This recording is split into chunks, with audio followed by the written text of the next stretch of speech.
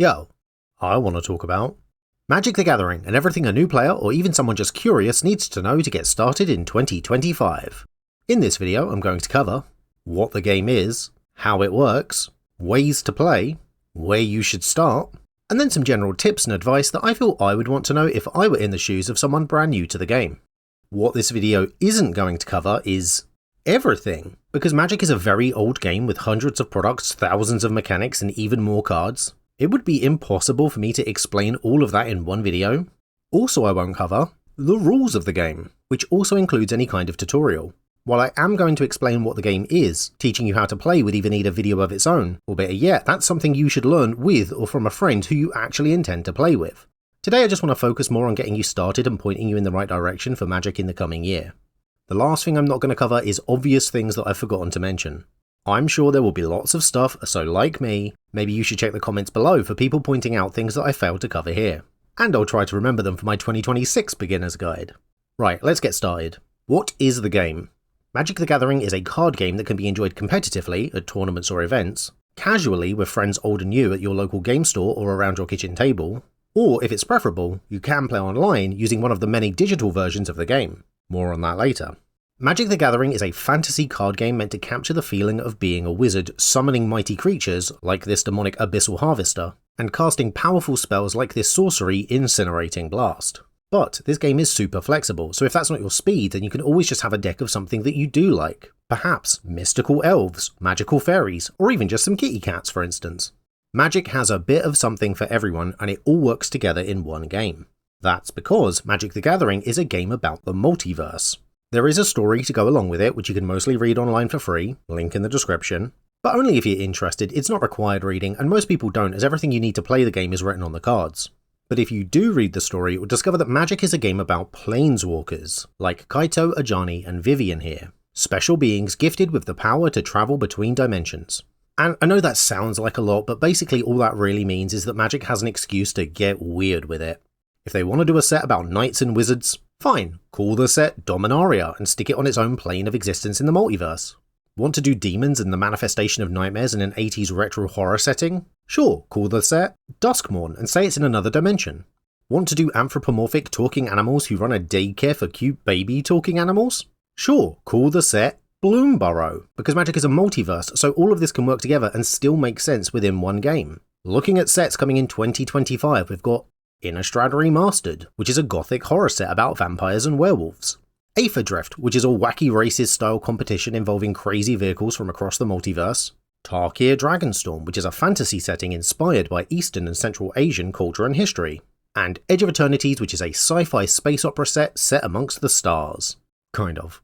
Now, Magic also has something called Universes Beyond, which uses the same game cards and rule system but features intellectual property owned by other companies. For instance, this year we're also getting a Final Fantasy set, featuring cards based on the entire series and seemingly every game, and a Spider-Man set, which is the first of many Marvel crossovers to come.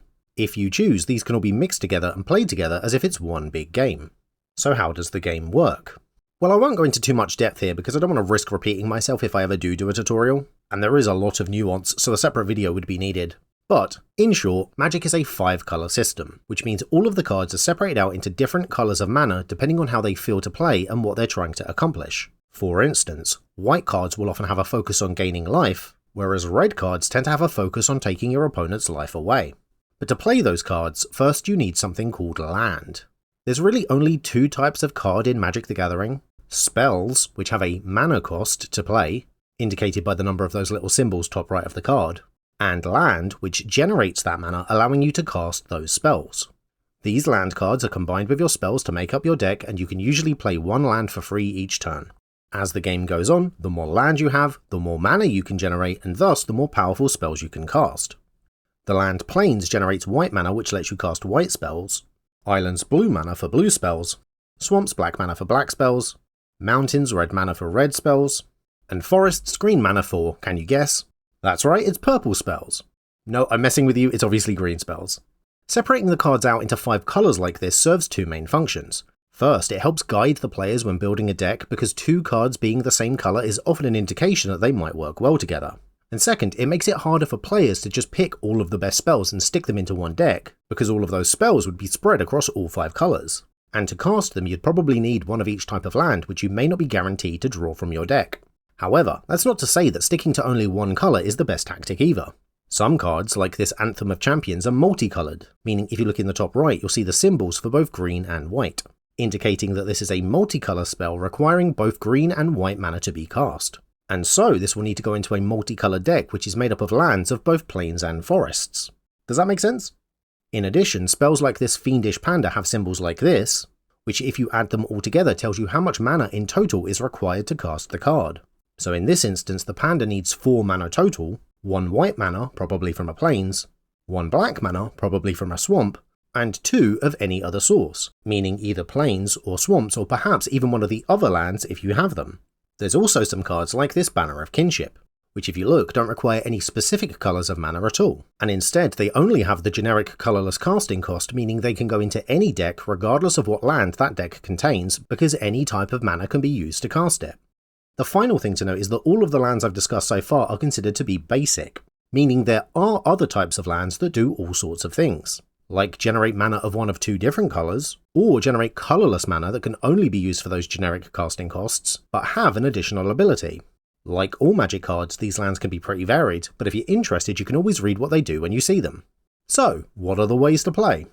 Just like how a normal deck of cards can be used to play different games like Go Fish, Snap and Poker, Magic cards can also be used to play lots of different games too. These games are called formats, and there's a lot of official ones, all with their own rules, card legalities and deck construction requirements. But the most popular format is and will always be the unofficial one, which is usually called Kitchen Table Magic, or if you prefer, screw it, let's just play with whatever cards that we've got and make up our own house rules because it's a game and it doesn't matter how we play as long as we're having fun.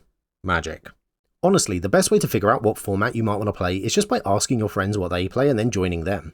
However, if they don't know either or you're planning on playing with strangers and so need a bit more structure, or I suppose you're just curious, then here are some of the most popular formats. Commander.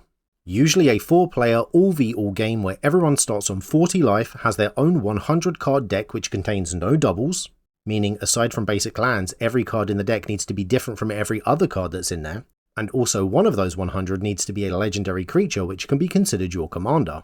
For instance, the Angel, Avacyn Angel of Hope, and the Ogre, Yidris Maelstrom Wielder are both legendary creatures and so could both be your commander. The downside to this is that your deck is only allowed to contain cards that share a colour with your commander. So an Avacyn deck would only be allowed to contain white cards, and a Yidris deck couldn't run any white cards at all. The upside is that your commander isn't shuffled into your deck, but goes to one side and can be continuously cast throughout the game over and over.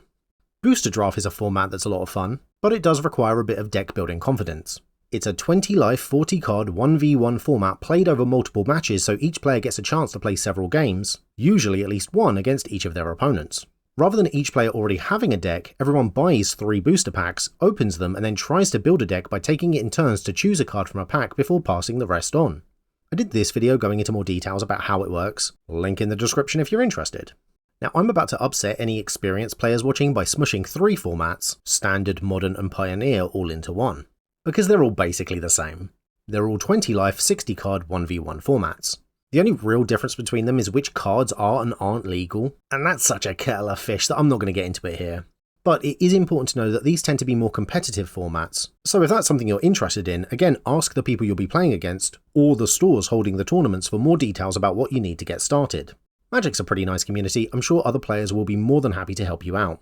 Word of warning though, these formats can at times be a bit pricey to get into for a new beginner. And like I say, there's lots of other formats, but I'm not going to list them now because most of them are just variations on ones that I've already mentioned, and if I did I'd be here all day. However, physical paper cards aren't the only way to play. There's also online options such as Arena. Arena is kind of like Paper Magic the Gathering. It doesn't have all of the cards or all of the formats, and it has special digital exclusive cards called Alchemy that couldn't really work in paper, so really Arena's doing its own thing. But it does take care of all of the calculations and rules for you, which is nice if you're new as it allows you to focus on strategy without having to get bogged down in the actual mechanics of how the game is played. Similarly, there's Magic the Gathering Online. It's another digital version of the game, it's older and so has a crusty or Windows 95 aesthetic to it, but it is in my opinion a closer translation of the physical game to digital than Arena is. To compare, Magic Online has a wider pool of cards available, it's a bit more flexible in the formats you can play, and I at least, for now, feel it's a little kinder in its monetization methods. Finally, there's also third-party applications, like Steam's Tabletop Simulator to name only one. I genuinely have no idea about the legality of playing with Magic the Gathering cards this way. So this isn't a recommendation, but I know that people do it, so I'm just letting you know that it exists by listing it as an option here. Where should you start? Well, I've said it a couple of times, but it bears repeating. Speak to your friends or the people you intend to play with and ask them what they're playing, and then just do that. However, if you're looking for products to buy, then I have a few recommendations. If Commander is your jam, you can buy one of the many pre-constructed decks that have been released over the past few years. This will be a full 100 card deck which contains a Commander and everything a single player needs to get started. There are lots of these decks with lots of different playstyles and mechanics, and they're always bringing out more, so just pick one that you think is the most fun. They don't tend to sell out either, so I wouldn't buy the most recent ones, but wait a few months for the prices to drop. But even then, honestly, I think you shouldn't pay any more than $40, $45 for one. If it were up to me, every single one of these decks would be no more than $25. They used to sell them at that price, they're just a pack of cardboard, so there's really no reason they can't be sold for that price again.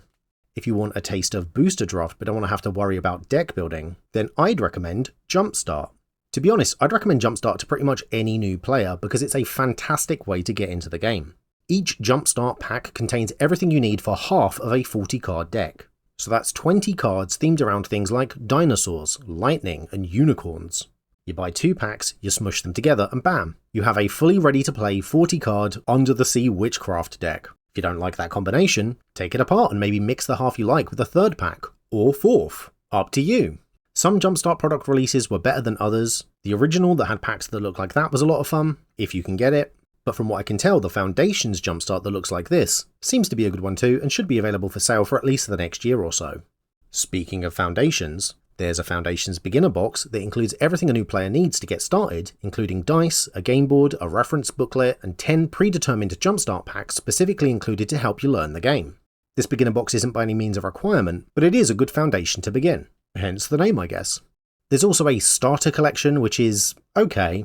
It's got a cardboard storage box and a bunch of cards in there that you'll be able to build a huge variety of decks with. None of them are particularly powerful though, so this is only really a stepping stone into formats like Standard and Commander. It is worth having just for the back catalogue of certain staple cards like the included 4 copies of Llanowar Elves for instance. But if you're looking to get competitive, this won't be all you'll need and you'll end up having to buy other cards from other sets too. If you're playing casually though, then this is a pretty good purchase, especially if you're buying for a small group of friends or family, as this one product can be used to make multiple decks for multiple people that will all be fairly balanced against each other, from what I can tell. And you won't really need anything extra except for additional trackers, dice, or a pen and paper to keep track of life totals and scores.